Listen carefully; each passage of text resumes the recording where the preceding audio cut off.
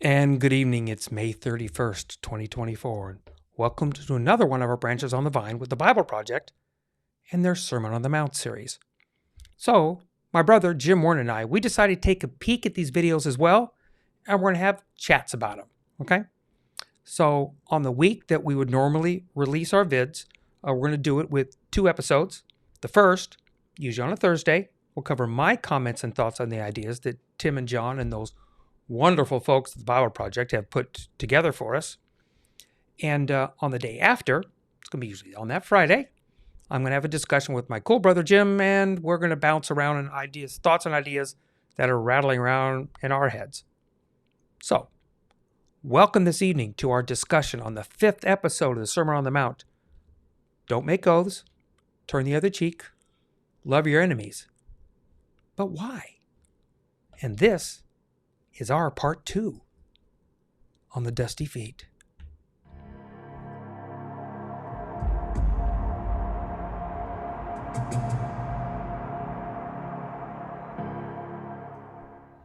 And before we forget, if you do find these kinds of podcasts useful, that's when you click the subscribe button, because those reminders, they just help you. But also, you think these might be useful to others, that's when you click that like button, because that is the way that YouTube chooses to share these to more people if they wish. So again, this sermon is found in Matthew 5-7. And for me, actually Jimmy and I think it's a seminal moment in the teachings of Jesus, because this is his longest, deepest, widest teaching that we have recorded in all of Scripture. And it covers things that we for sure we like to talk about, yet deep down, we really have challenges living this. So, Sermon on the Mount, Episode 5, don't make oaths, turn the other cheek, love your enemies. But why? This is our part 2. Mm-hmm.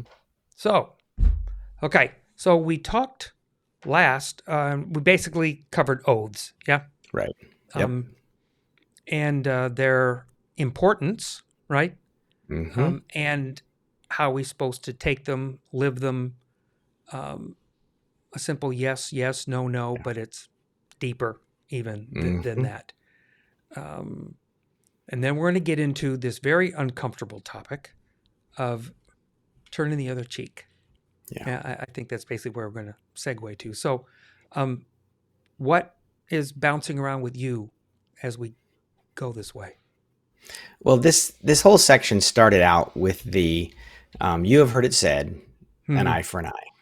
Mm-hmm. And I know we were talking last time, but bring it back, Bob.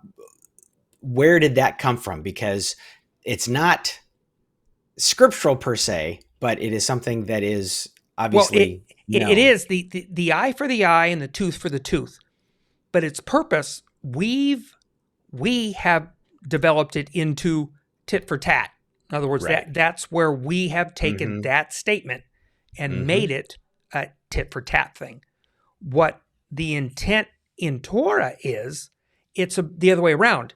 It's balance. In other words, justice can never be more than the crime. Right. Okay.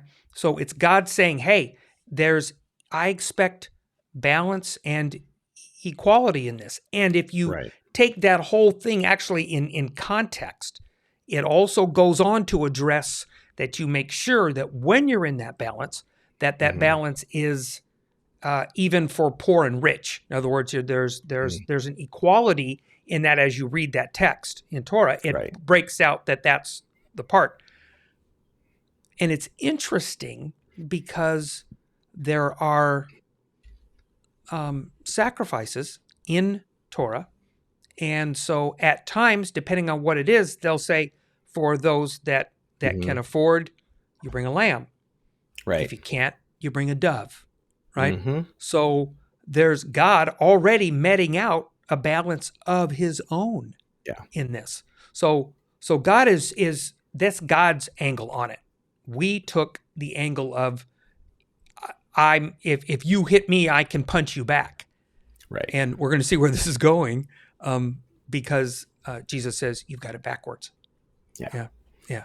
Yep. And thank you for doing that because and I knew that's what you were going to do. So you consolidated it very well.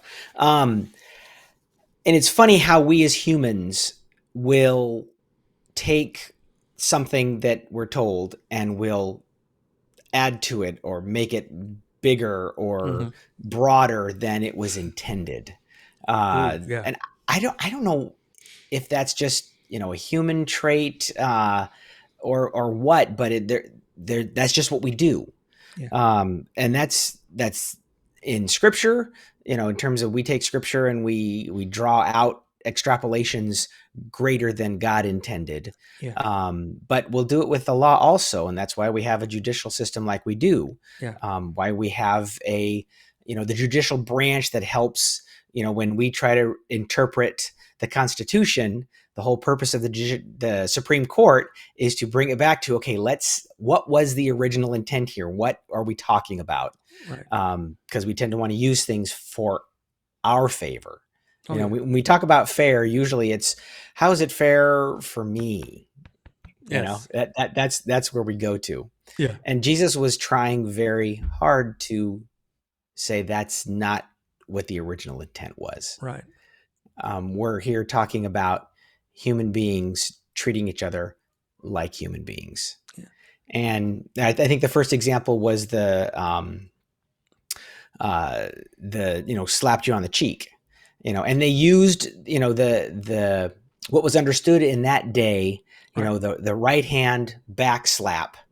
You don't use your left hand for anything because that's the dirty hand. You use the clean hand, the whole thing. But you back slap, that shows a position of superiority or domination. Right.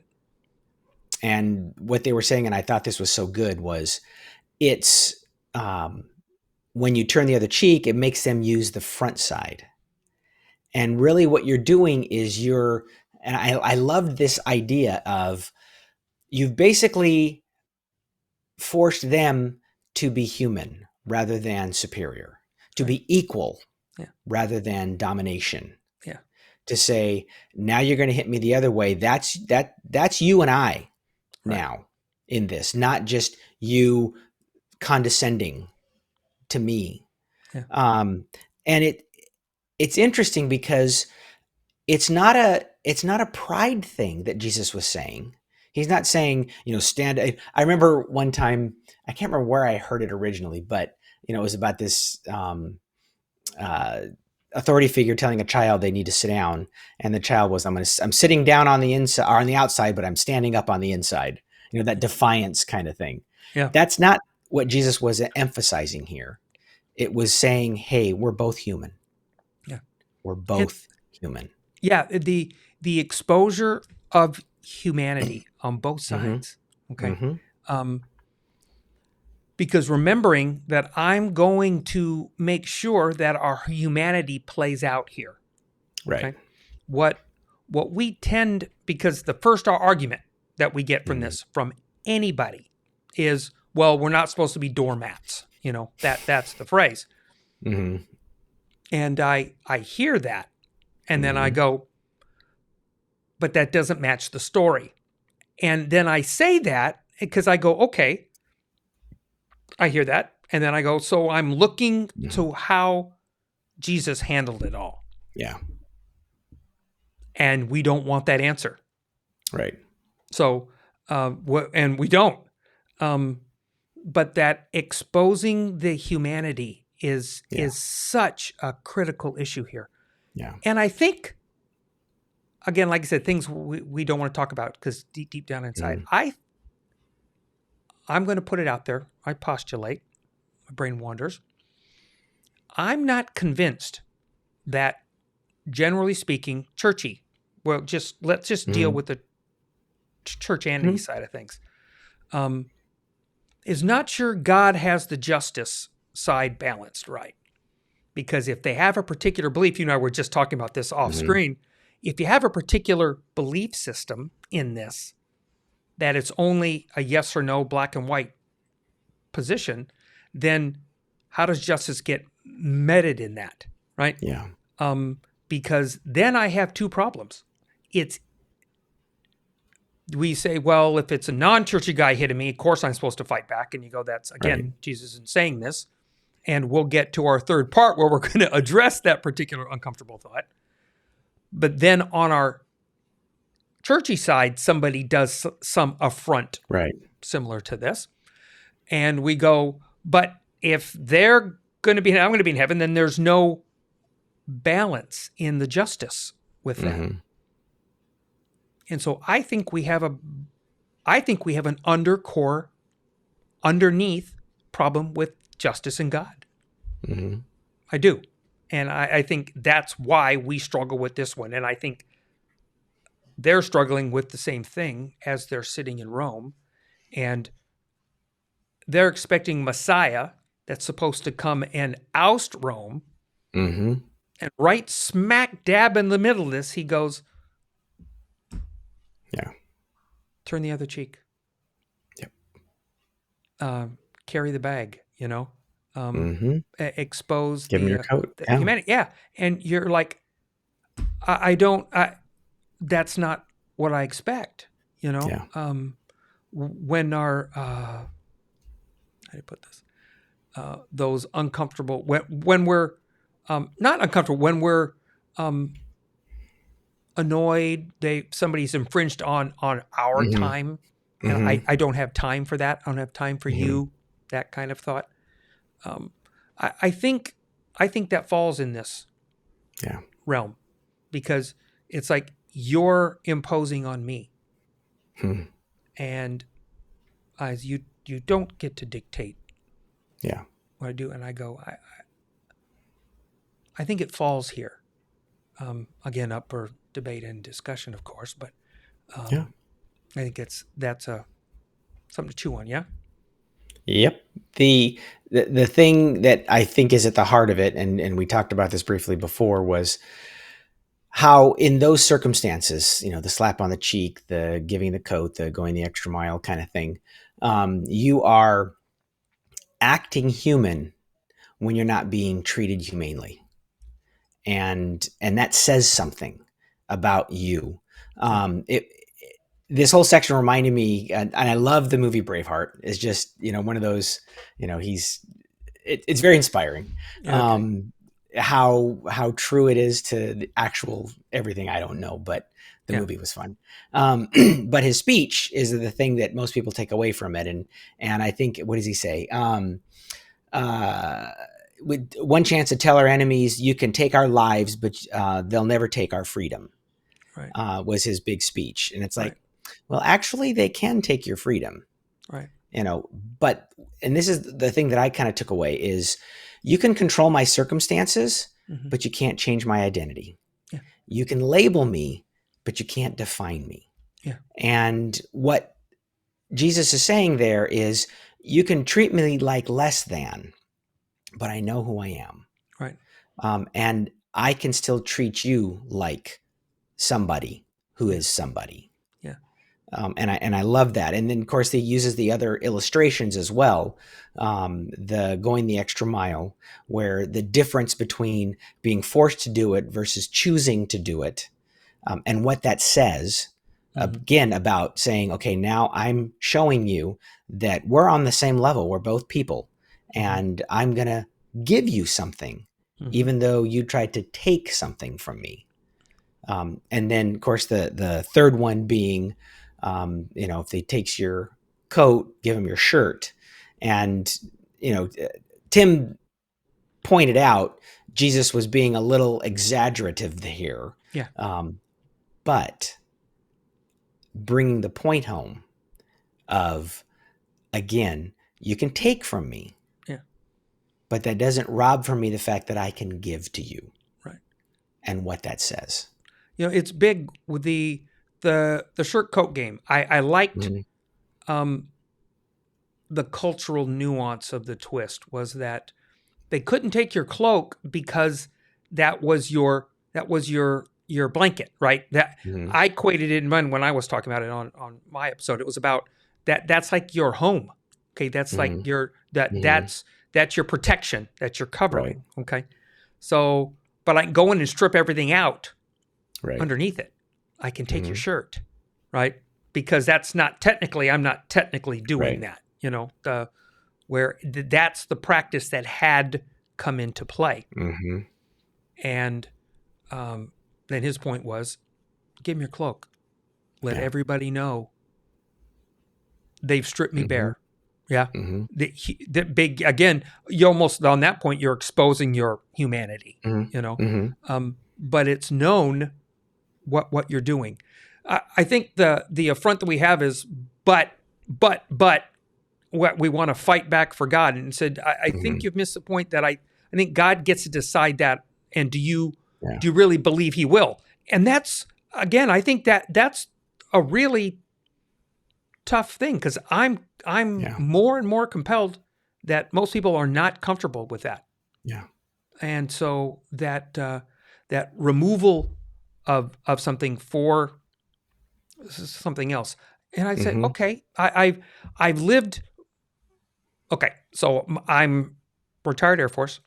I was in intelligence for a number of years. This is not a secret to anybody. Everybody knows this. And so part of that training was SEER type training. Okay, Mm-hmm. survival, escape and evade, and then when you're captured and how you handle it, how you handle Mm-hmm. captivity, how you handle those things. And it gives you an uncomfortable glimpse at yourself. Mm-hmm. Okay. It's a training that I went through that I don't recommend. Hmm. I really do not. Yeah. When I'm going through it, I I I can literally say that I wouldn't wish that on my worst enemy. It's Yeah. not, because they try to strip your humanity Yeah. from you. I almost wish, no, I don't almost wish. I do wish that the way I view it now in life, and I Mm-hmm. had that perspective to go through that, how Mm-hmm. different my experience Yeah. might have been. Right. Yeah. Even in that, to say, how does that play out? And trying to do that where you go, prayer in school. This is going to divide the room, folks. I've done this before. I'm going to do it again. This is going to divide the room. I promise. Mm-hmm. First of all, again, on the Dusty Feet here, this shouldn't be a surprise to anybody. Go back and look at other episodes if this is the first time you've heard this, is that I'm not a fan of public prayer. And in the sermon, we actually get this talk in this Sermon on the Mount. He actually addresses this particular point.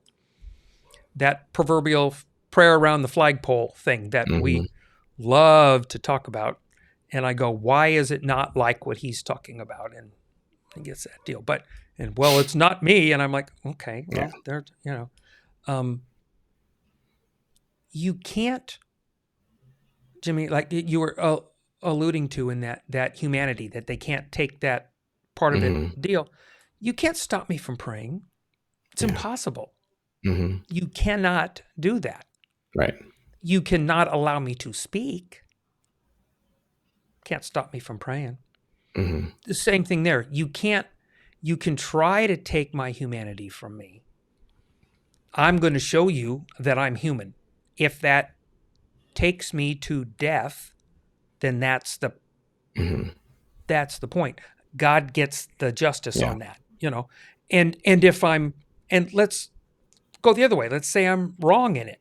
Then God gets to say, maybe you could have handled that differently. Yeah. The other way. Yeah. I'll be fair. I'll be honest.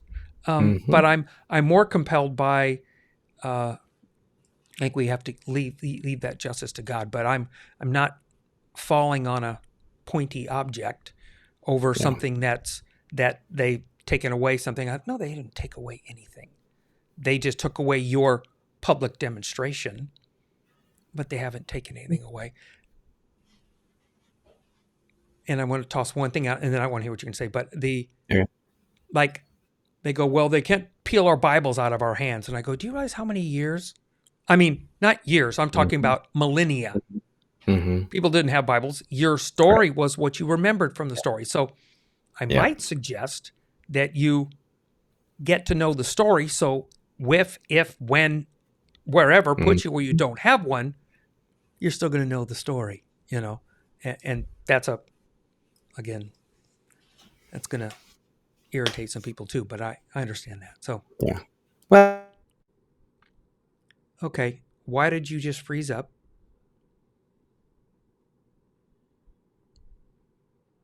and Okay. you realize why and the importance of that.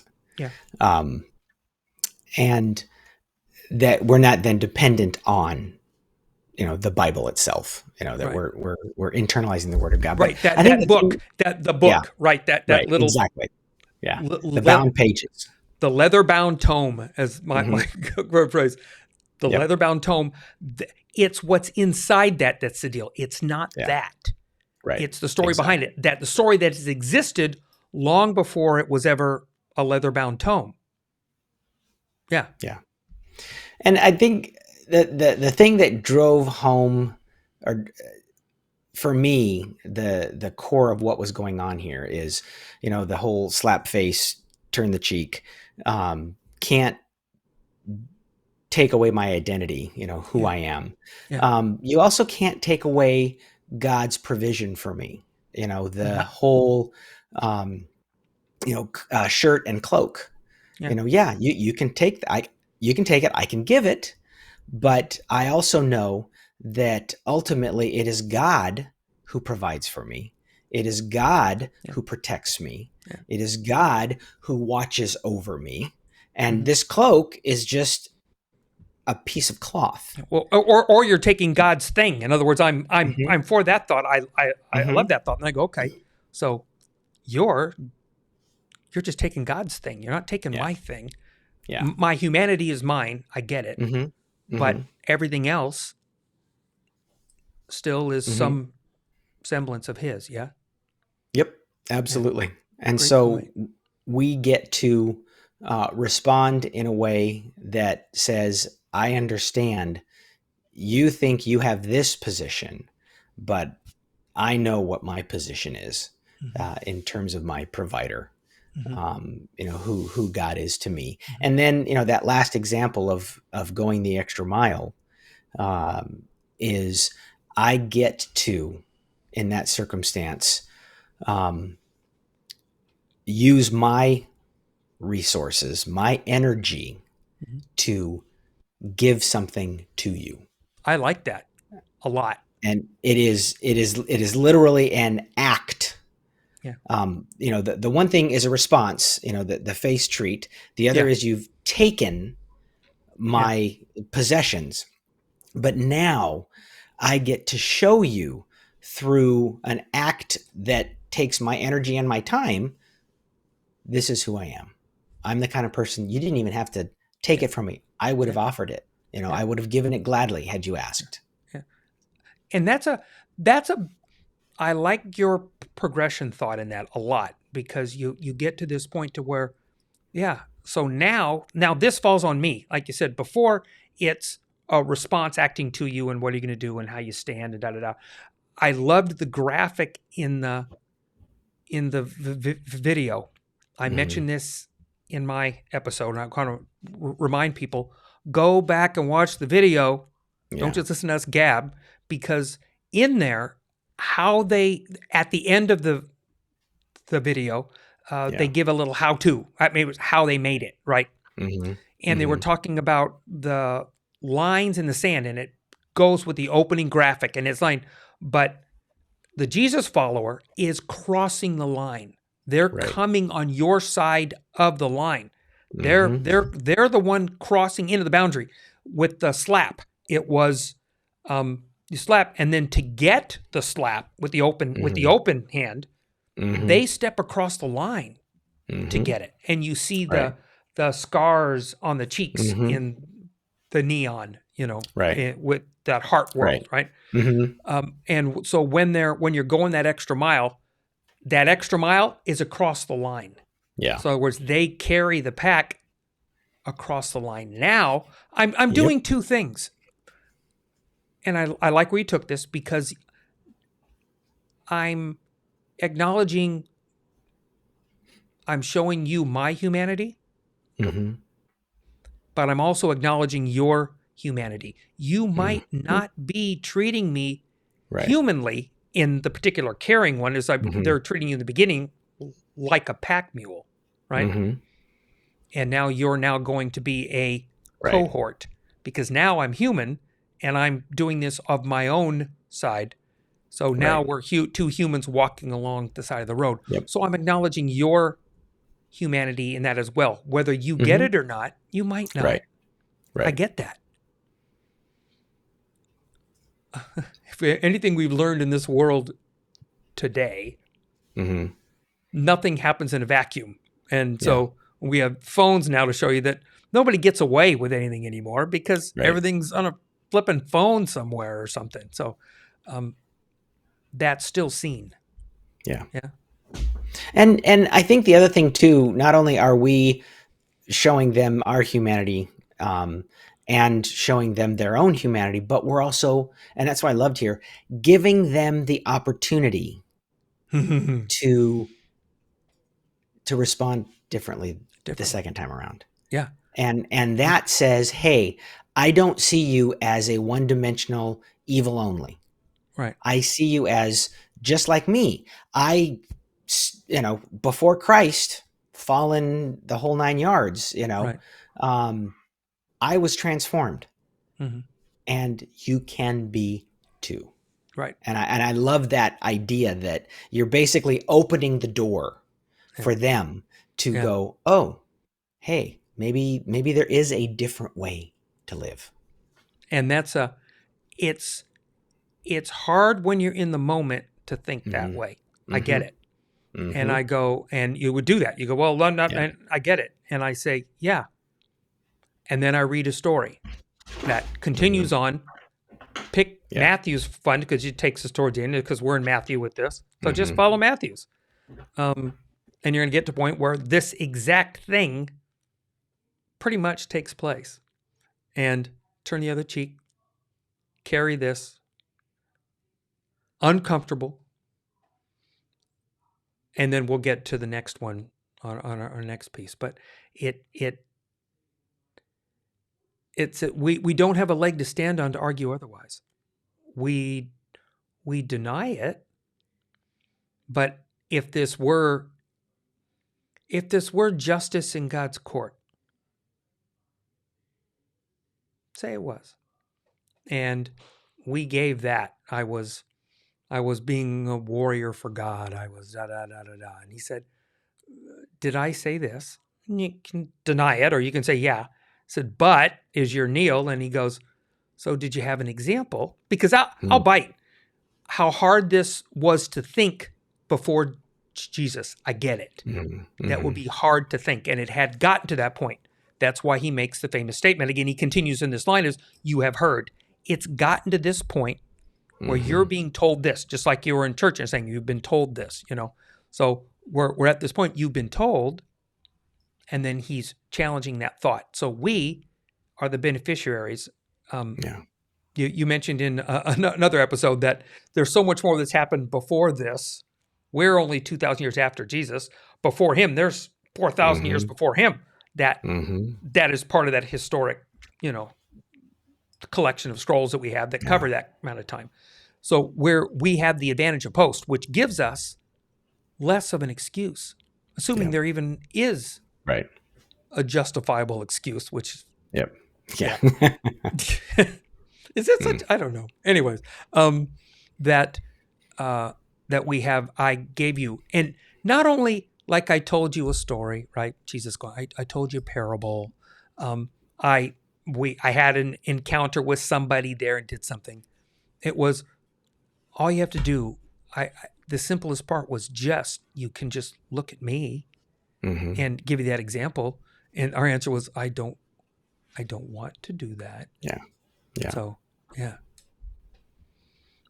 It makes it uncomfortable to, turn the other cheek, give them the cloak, walk the extra mile.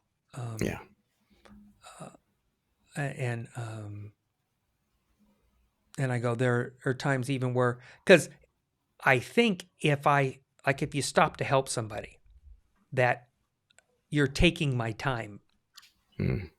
And what you just said, and I love the way you put it, is I'm giving you my time. Mm-hmm. And so I'm making that effort that way. Mm-hmm. And then what's the phrase we like to use today? Pay it forward. Yeah. I And I like the pay it forward because it isn't saying you're going to do it back to me. Yeah. It's saying you're going to do it for someone else. Right. And so this isn't about, again, it's not the tit for tat. It's not that I'll help you if you'll help me. There you go. This is I'm going to gift you so that you can gift someone else or bless someone else. There you go. And it does. It takes that eye for an eye, tooth for a tooth, and it pushes it to the side. It said, and do that. And I need to remember when I'm in a situation where I need to treat somebody equally, then I need to have that balanced, if I'm a boss at work and somebody's late, I use this light. This is just a broad stroke statement. Yeah. But being late doesn't mean you're fired. You understand? Right. There's a huge span in there. Now, I'm not talking about, everybody come up with 100 different examples of why that would or wouldn't be. Right. But the balance on that scale is how do we work this in our daily lives? Right. Because that's what we talk about. How do we use it in our daily lives? And then what's the example that we set as followers? Yeah. Because we just need to live it and let people see it, right? Yeah. And I'm, me, I joke that, look, they don't need a t-shirt, doesn't need a hat, doesn't need jewelry, doesn't need an anklet or a bumper sticker. I'd rather you didn't do that. Mm-hmm. And then just let your life live it out. My life, live it out. Because if I don't see the sticker and I see an action, that's going to stick. Not the bumper sticker. Right. What's going to make an impression is watching somebody treat somebody with humanity, like we've been talking about. Yeah. Okay. Yep.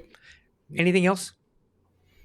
Nope. It was a good discussion and just trying to see how that all plays out. But again, it's that how is it going to impact how I treat people tomorrow when I go to work?